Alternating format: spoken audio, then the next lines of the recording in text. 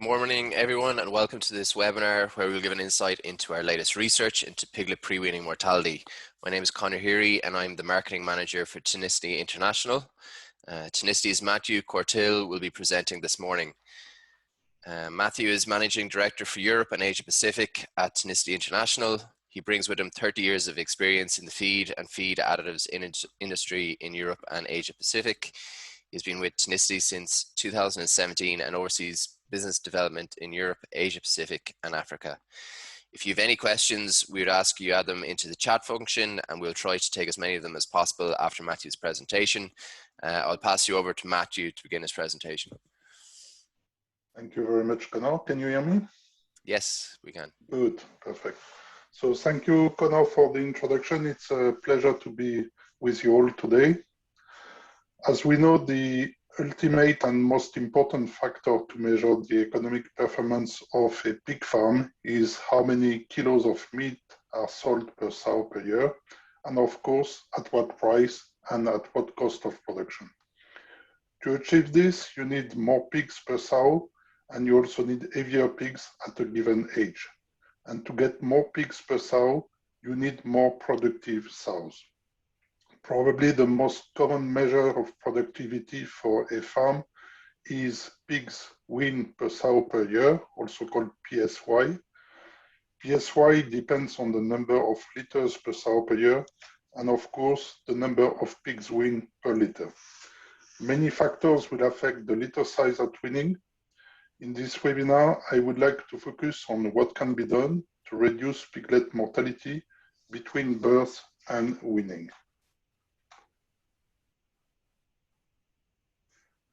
But first, I would like to quickly introduce our company, Tonisity International. Tonisity International was founded 6 years ago and is based in Ireland, where we manufacture our products. We also have offices in USA, in Brazil, and in China. We offer nutritional solutions for swine, but also for companion animals, such as dogs and cats. In swine, we offer innovative nutritional products with positive effects on both animal health and farm economics. We are a research-driven company, and in 5 years, we have finished close to 170 trials in 35 different countries, involving almost 270,000 pigs. Today, our webinar is about preweaning mortality and what can be done to reduce it. The key elements to make sure sows will wean many piglets are healthy sows and piglets, of course, the right environment, the right nutrition, and the right management during the farrowing and the lactation period. Improving piglet survival starts, of course, before farrowing. During gestation, it's essential to have healthy sows in the right condition with the proper feeding program. As this webinar focuses on the piglets, we will not discuss most of the aspects related to the sows. If you want to learn more about this, you certainly can find some information in some of our previous webinars.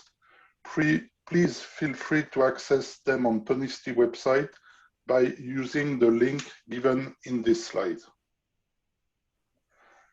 This is our agenda for today. We will quickly define preweaning mortality. Then we will have a look at the main causes of mortality and what the farm manager can do.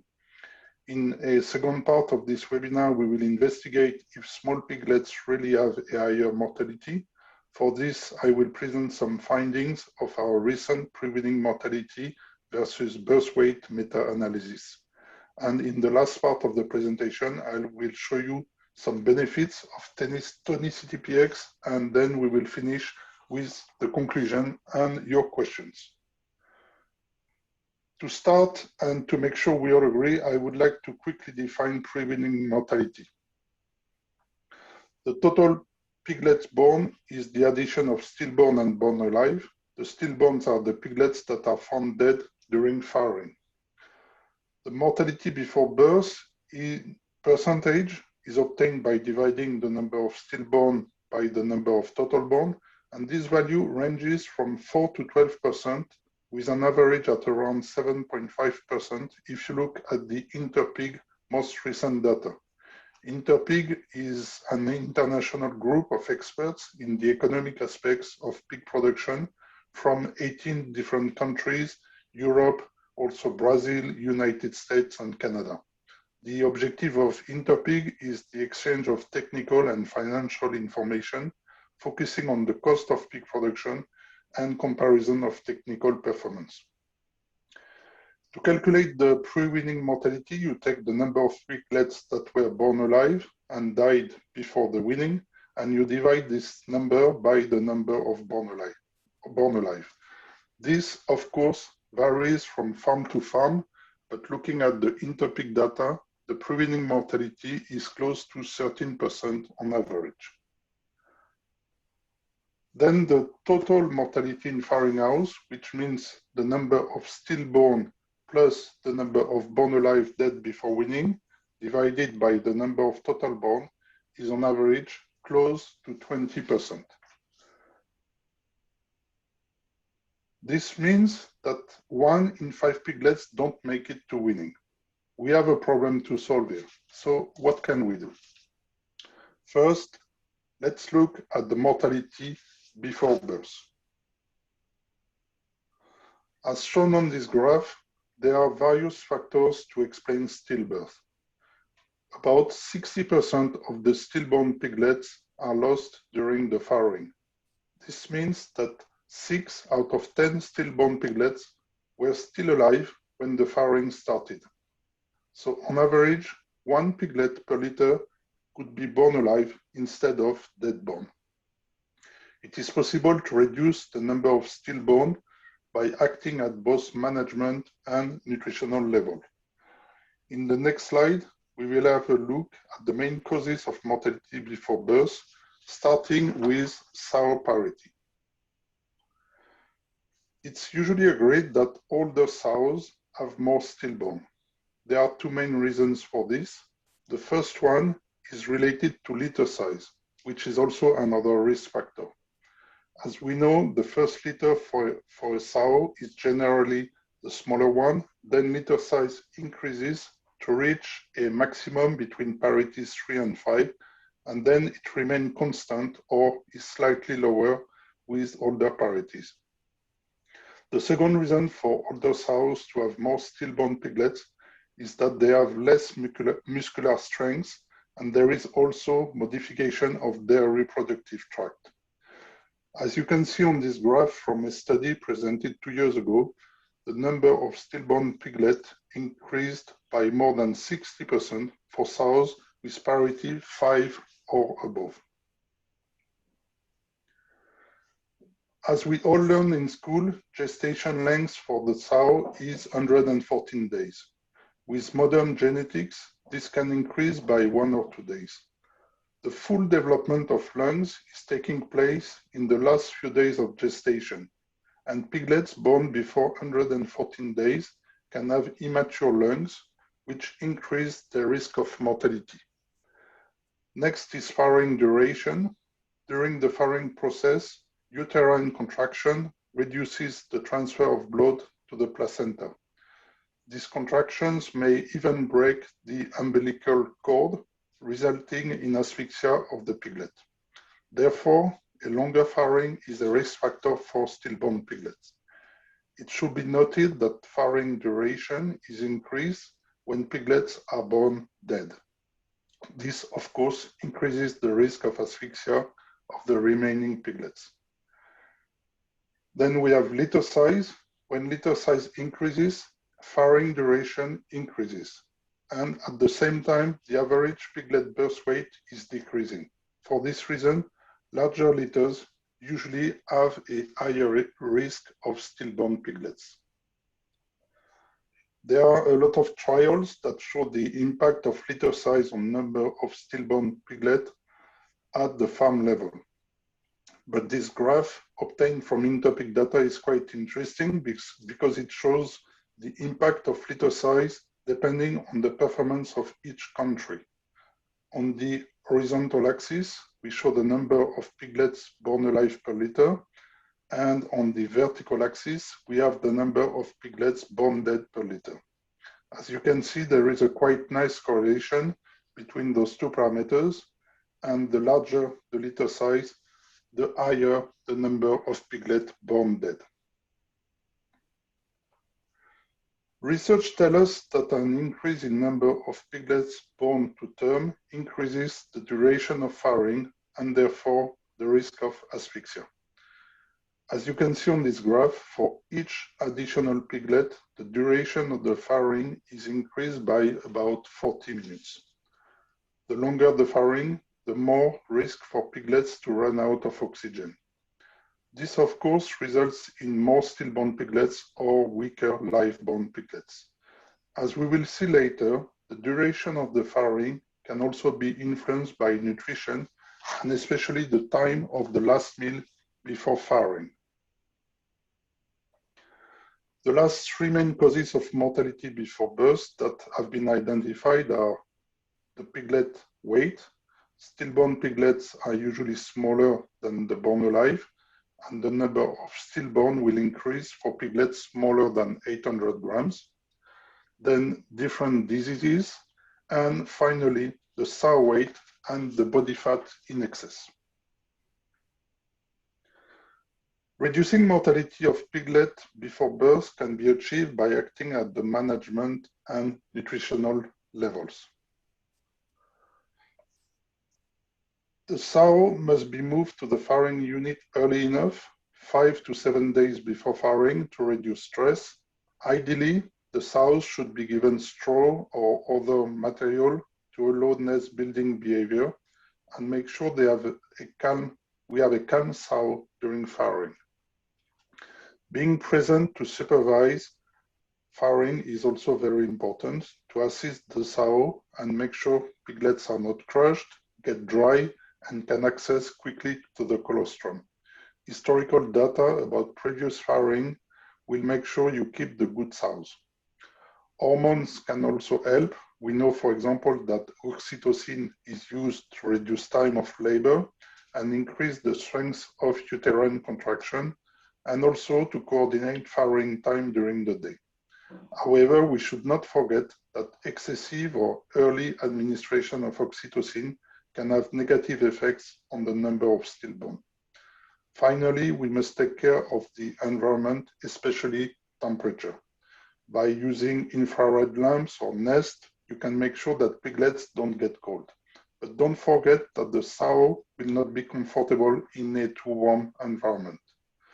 While the thermoneutral zone for 1 kilo piglet is about 26 to 32 degrees on concrete floor or 20 to 27 degrees on bedded floor, for a sow, an ideal temperature is between 10 to 20 degrees.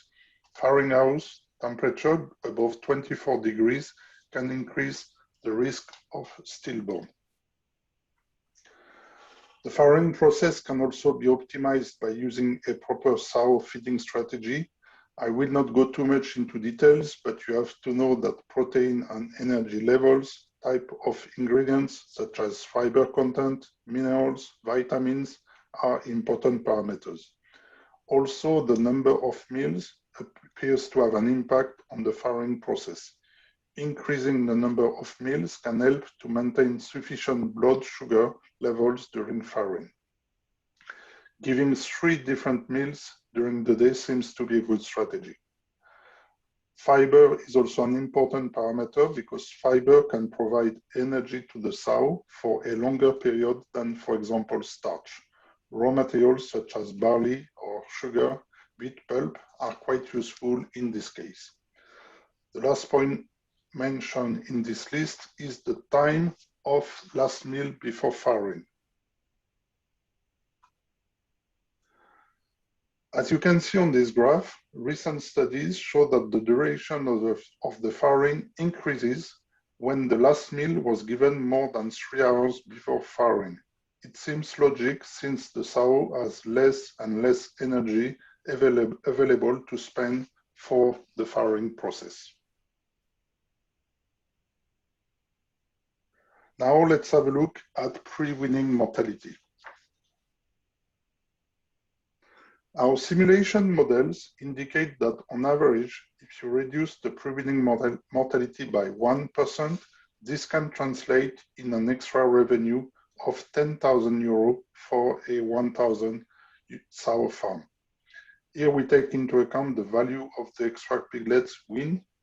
If we are looking at the extra kilo of meat sold for a farrow to finish operation, the additional income will be higher. There are many causes for mortality of piglets before weaning. As you can see in this quite complicated graph, those are related to each other. Maybe it's better to have a look at this simplified version where we can see that the three main causes for preweaning mortality are crushing, nutrition, and weak piglets. There is a general agreement that crushing is the principal cause of piglet preweaning mortality, with chilling and starvation as original causes. In this study done on 30 different farms in Denmark, the causes of preweaning mortality were identified. This confirmed that crushing is the main cause of preweaning mortality in the first few days of life, and also it was clear that most of the piglets die because they have a lack of vitality.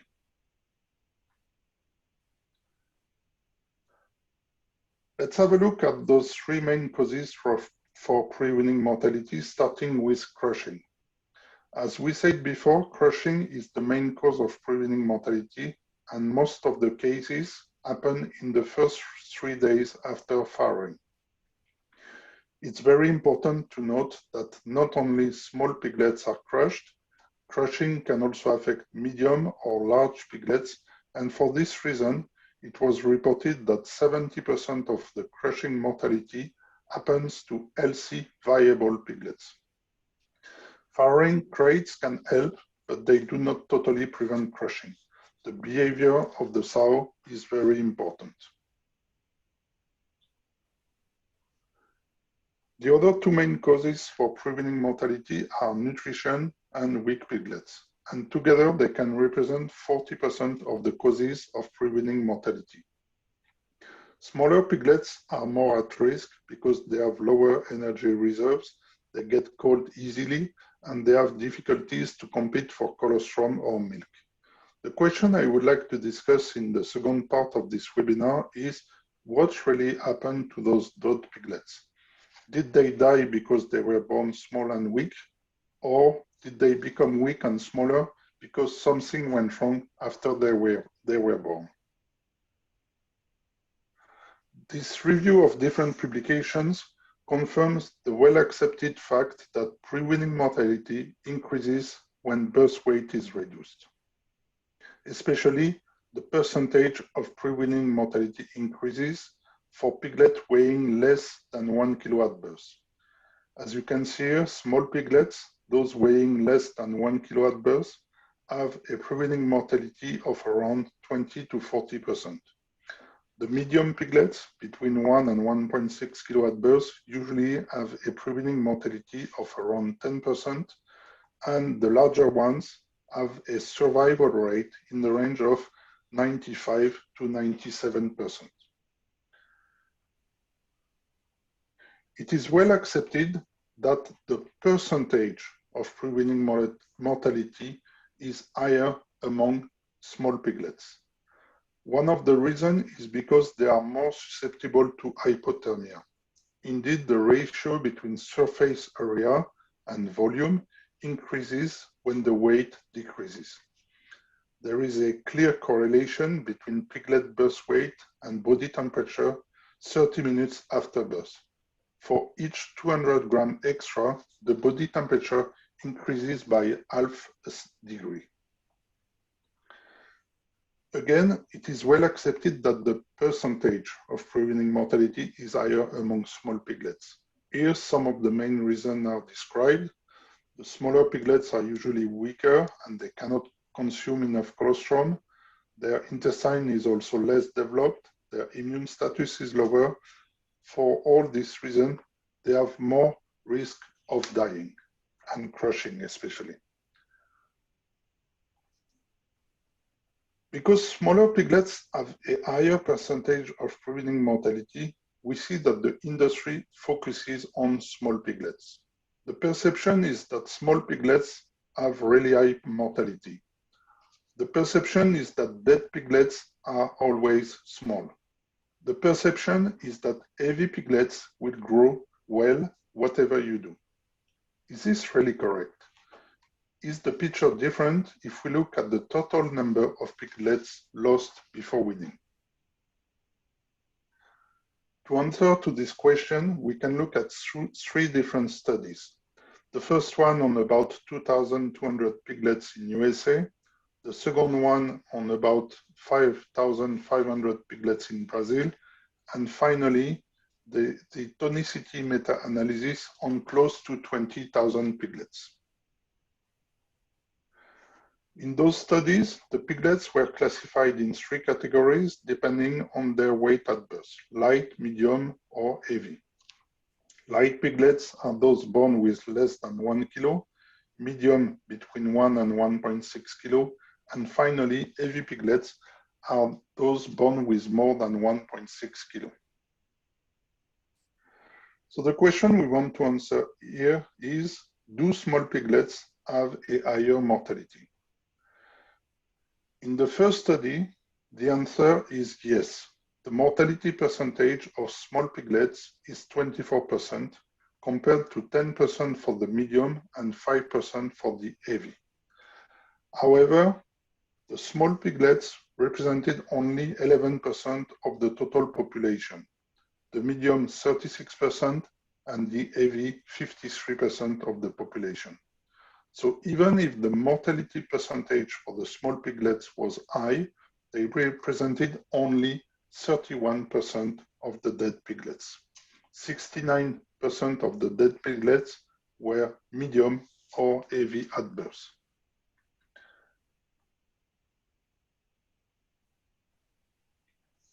In the second study, the answer is also yes. The mortality percentage of small piglets is higher than for the other categories, 18% compared to 7.5% for the medium and 6% for the heavy. However, the small piglets represented only 17% of the total population. So even if the mortality percentage for the small piglet was high, they represented only 42% of the dead piglets in this trial, and 58% of the dead piglets were medium or heavy at birth.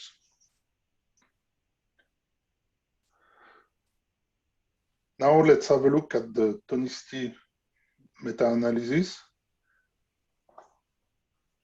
It is a study done from 2015 to 2020 in Brazil, Italy, Spain, UK, and USA.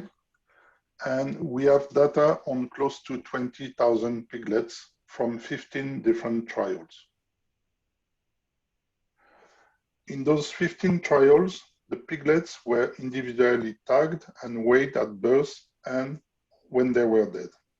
So the piglet information we have is their tag number, their weight at birth, their weight at weaning, or the weight when they died, their gender, their age, and when they died, the cause for the mortality, and of course, weight and age. As previously discussed, the piglets were classified in 3 categories depending on their weight at birth: light, medium, and heavy.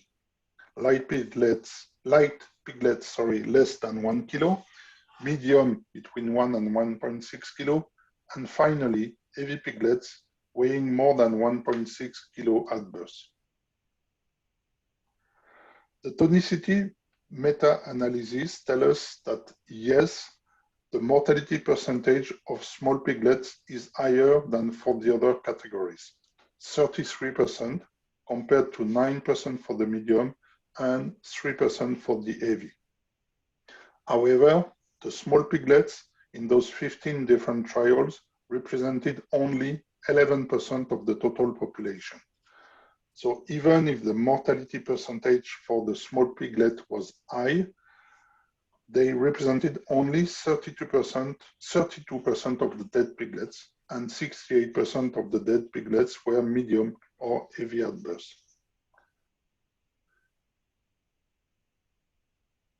In our meta-analysis, we also looked at the distribution of different classes of birth weight depending on the litter size. Of course, in larger litters, there are more of the smaller piglets and less of the heavy ones. But even for litters with 15 piglets or more, the medium and heavy categories still represent 80 to 85% of all piglets. Once again, 68% of the dead piglets were medium or heavy at birth. So a lot of piglets lost in the farrowing house, lost before weaning, are actually good quality and viable piglets. Based on these different studies, it's now clear that the majority of piglets that died before weaning were medium or heavy at birth. But how come that most of the piglets we find dead are small? We have an explanation for this. And again, it's based on the data we collected on close to 20,000 piglets. If we look at the normal pre-weaning piglet growth, this is the type of curve we get. An average piglet is weighing about 1.3 kilo at birth and is weaned at around 6.5 or 7 kilos at 24 days of age. Of course, not all of them grow with the same speed, and we can separate them in three groups: top performers, average performers, and poor performers. What we found out by weighing the piglets at birth, and again when they died, is that dead piglets are indeed lighter than those which survive, but it doesn't mean that they were born small. In fact, close to 70% of them started as medium or heavy at birth. Then they lost weight and they died light and small. This means that this 68% of piglets are piglets we can save because they started as medium or heavy. To summarize, smaller piglets, those weighing less than 1 kilo at birth, represent on average 10% of the total population, and they account for only about 30% of the total number of piglets lost before weaning.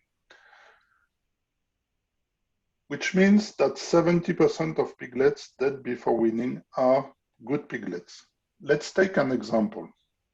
On a 1,000 sow farm with 2.4 liters per sow per year, 15 piglets born alive, and a pre-weaning mortality of 13%, it means that 4,680 piglets are lost every year. 70% times this number of piglets lost means that close to 3,300 piglets were born heavier than 1 kilo and they died before weaning. This also means that 3.3 piglets per sow and per year that were born medium or heavy died before weaning. So what can we do to reduce pre-weaning mortality? We can take measures related to management and to nutrition. First, management measures. Of course, all measures that help reduce mortality before birth are useful in this case, and being present during farrowing will be very important. Staff attending the farrowing can provide sows and pigs with extra care. For example, record farrowing interval between piglets, remove placental membranes to prevent asphyxia, give special care to weaker piglets, and make sure that piglets are warm and dry, for instance, using towels or drying agents. As we discussed before, extra heating will help to maintain a proper body temperature of the piglets, but we have to find the balance between a good temperature for the piglet and a good temperature for the sow. The amount of colostrum consumed is an essential parameter to increase piglet survival, just after birth, we should make sure that each piglet will drink enough colostrum, ideally at least 200 to 250 grams per piglet. In case of large litters, one way to ensure all piglets receive colostrum is to perform what we call split suckling during the first 8 hours after birth until the piglets are ready to be moved to a nurse sow.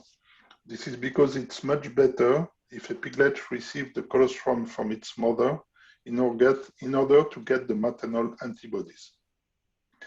And finally, we should reduce the sources of stress, especially for the sow. Concerning nutritional measures, again, all actions that help reduce mortality before birth are going to help. Improving the energy and immunoglobulin level of colostrum can be achieved via nutrition of the sow. Whereas it's difficult to increase the quantity of colostrum produced, proper nutrition and water supply will help to increase milk production. When milk production is not sufficient, milk replacers should be used. And of course, Tonisity Px is a tool that you should use to reduce preweaning mortality, as we are going to discuss now.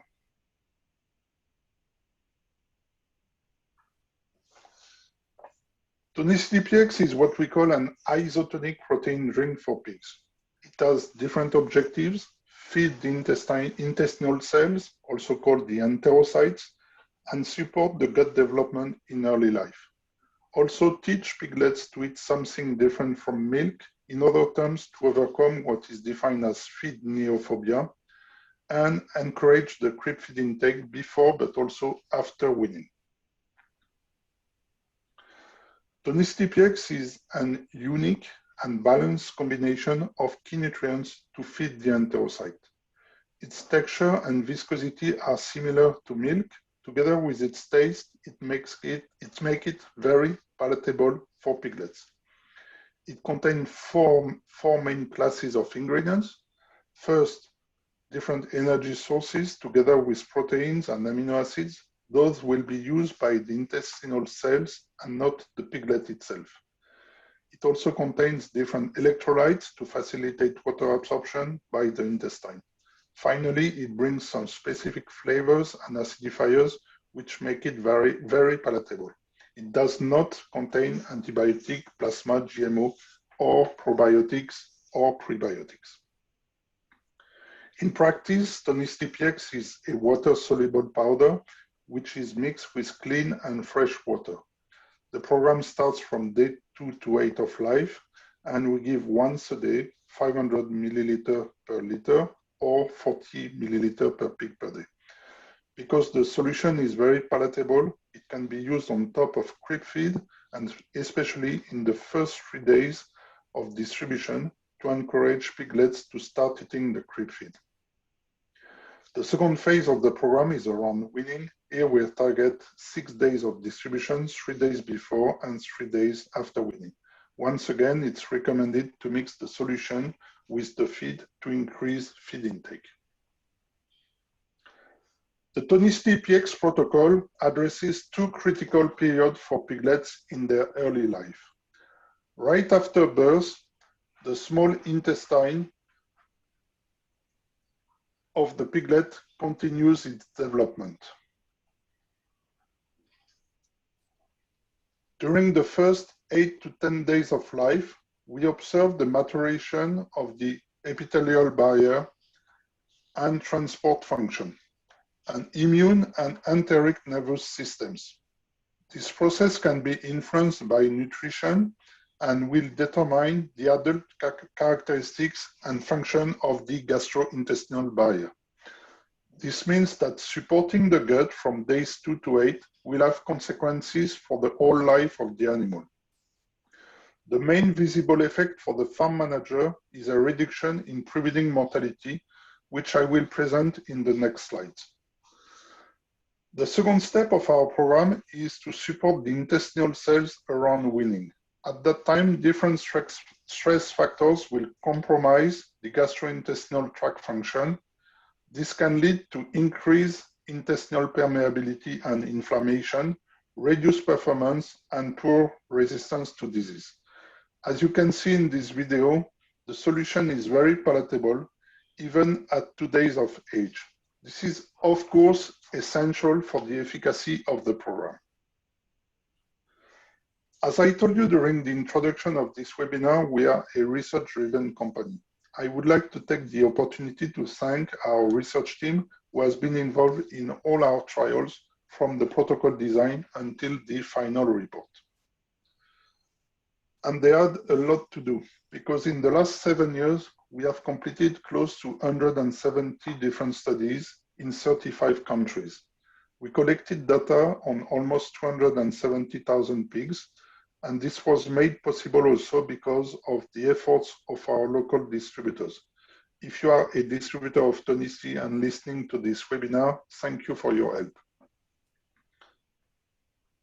70 of those trials could be included in our Preweaning Mortality Meta-Analysis. Based on this huge data set on 150,000 pigs, we are very confident to claim that Tonisity Px reduces preweaning mortality by 20% on average. This means that with Tonisity Px, it's possible to wean between 0.8 and 1 extra piglets per sow and per year. Depending on the value of a piglet, this can translate into an extra 30,000 euros revenue for a 1,000 sow farm. If you analyze the 70 different trials in our meta-analysis, you can see that Tonisity Px has shown a significant reduction of preweaning mortality in 70% of the studies. In 50% of the studies, the preweaning mortality was reduced by 20% or more. We had some negative results, which are shown here in red, but in most of the cases, we could explain why they were negative. For instance, there was diarrhea outbreak due to the water quality. There were also issues with intake of the solution. Usually it's related to water quality. Also, some protocols were not properly designed. For instance, we found out that there were little imbalance between treatments or room-to-room comparison. We were also able to show that Tonisity Px significantly improved the survival rates of piglet of all birth weight. So this isotonic solution should be given to all piglets, small, medium, or heavy. In our meta-analysis, we also confirm that the preweaning mortality increases when litter size increases. And we were able to show that Tonisity Px significantly improved the survival rate of piglets across all litter sizes. We don't have much time left, but I would like to mention other benefits that we observe with Tonisity Px. It helps increasing the size of intestinal villi. It gives a thicker intestinal mucus. It has a positive impact on gut microflora, increasing the population of lactobacilli and reducing the number of pigs positive for E. coli preweaning. Last but not least, there was a trend for higher levels of volatile fatty acids in the intestine of piglets, especially for butyric acid. All these results have been published and can be shared on demand.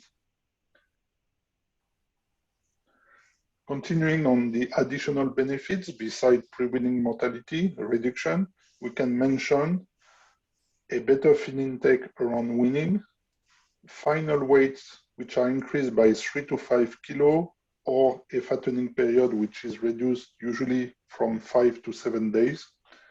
This is again observed on all classes of weight at birth, not only on the small piglets. We therefore can get more pigs and heavier pigs, which guarantees a clear return on investment. And we have done some studies. Based on the result, we find that on average, the return on investment is about 2 to 3 to 1 at weaning and 5 to 6 to 1 at slaughter. The impact of Tonisity Px on finisher weights has been studied in different trials, and I would like to share 2 of them, one in the USA, the second one in the UK. as you can see, we get significantly heavier pigs at finish. Together with the mortality reduction, this means more kilo of meat produced per sow per year. So now it's time to conclude this webinar and give you a few take-home messages. The piglet mortality is a major concern for producers because about 20% of the piglets are lost before weaning. The three main causes of pre-weaning mortality are crushing, nutrition, and weak piglets. Pre-weaning mortality in percentage increases when the birth weight is reduced. However, the smaller piglets, those weighing less than 1 kilo, represent only a small part of the population, on average about 10%. For this reason, they account for only about 30% of the total number of piglets lost before weaning, which means that 70% of the piglets dead before weaning are what we can call good piglets. Tonisity Px is much more than just an electrolyte. It is an isotonic protein drink for piglets designed to feed the enterocyte.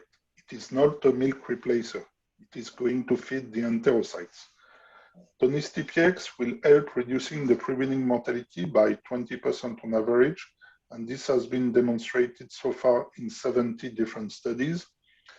We also have data to prove that Tonisity Px works on various genetic lines and improves the survival rate of all birth weights and for all litter sizes.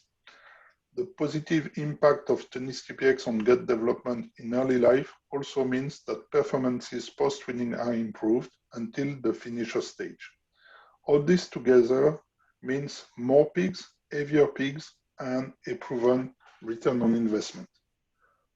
So with this, I would like to say thank you for listening, and we can take some questions. Thanks, Mathieu. One question that has come through is, you mentioned that staff are attending the farrowing. Should they record the farrowing interval between piglets, and what is a good farrowing interval? Thank you, Connor. So the normal interval between pig births is usually around 20 to 30 minutes, but it can vary from 15 minutes to several hours, unfortunately. So what I wanted to say is that if you are able to record a specific sow natural farrowing interval, when she exceeds a normal interval by 20 minutes, you should consider an intervention. And of course, for those sows which have a very long interval, you should consider to cull them before the next farrowing. Okay, can you elaborate more on the impact of oxytocin on number of stillborn? Thank you for the question. So first, I want to remind you that oxytocin can be a valuable tool if it is used in moderation and with caution. It is very useful to coordinate the farrowing time during the day, and this is very important for the staff, of course. And also it's useful to reduce the time of labor for the sow and increase the strength of the uterine contractions. However, we should not forget that excessive or early administration of oxytocin can have negative effect on the number of stillborn, and an improper use of this hormone can result in different negative effects for the piglet and the sows. For the piglets, it is known that it can result in improper cardiac contraction and reduce cardiac frequency of piglets before birth, and also increased hypoxia of piglets. Also, it can have a negative effect because it's going to increase the number of ruptured umbilical cords. For the sow, the risk is that they can become hypocalcemic because of the higher intensity and higher frequency of uterine contractions. And all this can indeed result in increased number of stillborn piglets.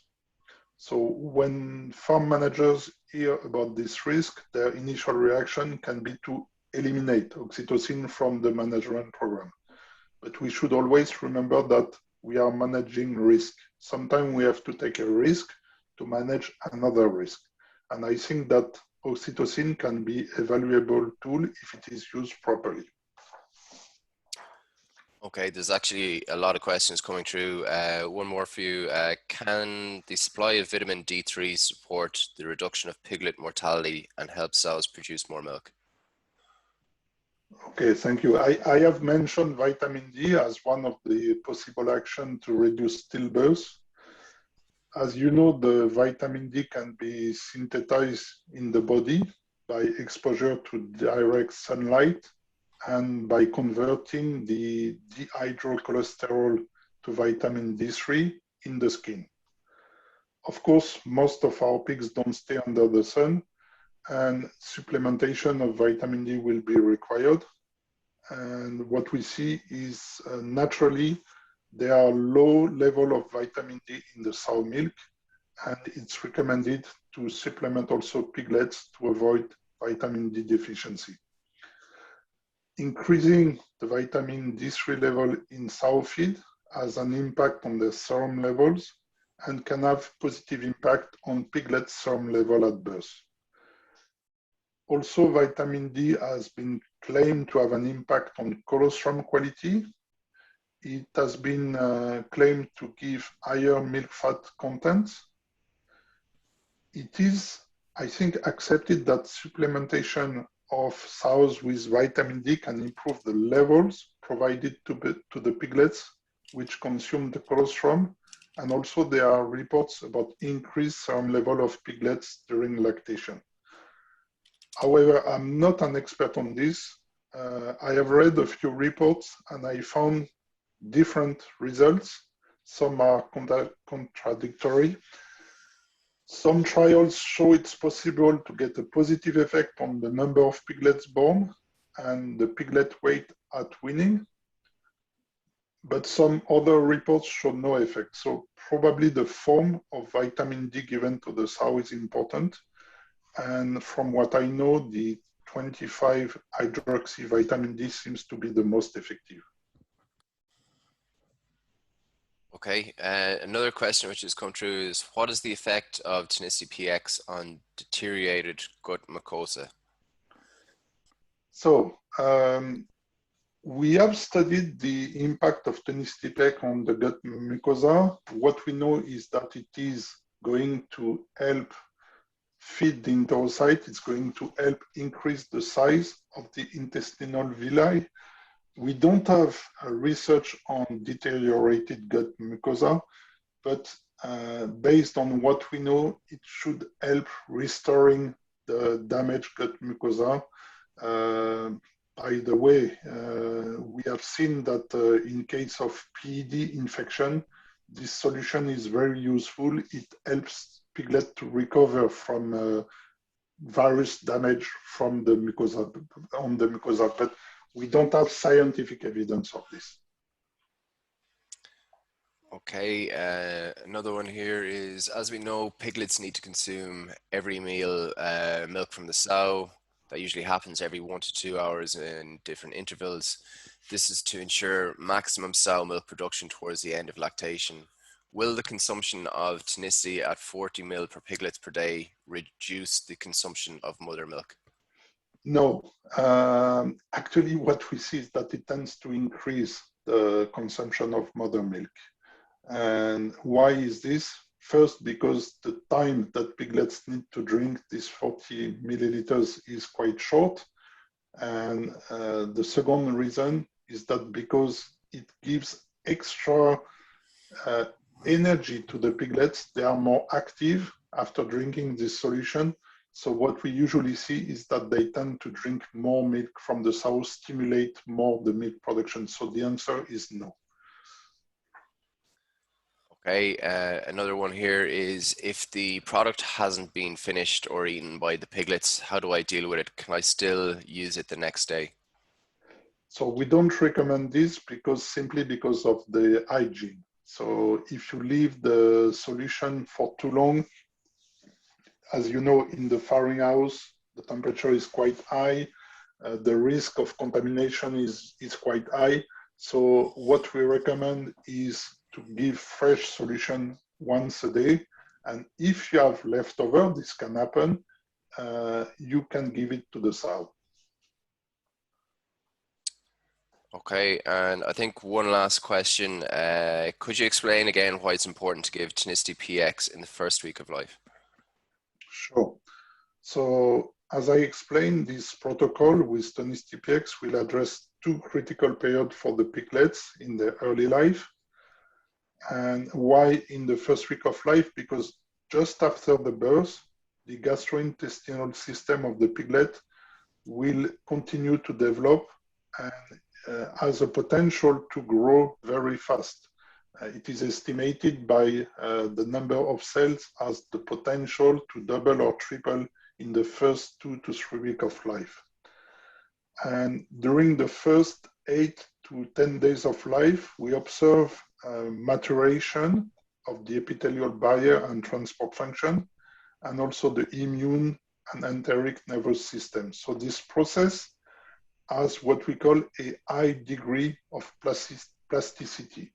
What does it mean? It means that it's possible to influence this process. It's possible to increase the speed of development of the intestine by providing the proper nutrients. And also, this very early development of the intestine will determine the characteristic of the adult pig and the function of the gastrointestinal barrier. So this means that supporting the gut from day 2 to 8 will have consequences for the whole life of the animal. Okay, I think that's all the questions I've gone through so far. Thank you. Well, if there are no more questions, I would like to thank everyone for attending this morning. It has been a pleasure to share with you this information. And if you have missed part of the presentation, or if you have colleagues who want to join later this afternoon, we will have a second session at 3 p.m. CET time. And also, we plan to post the recording of this webinar on our website. So thank you for listening.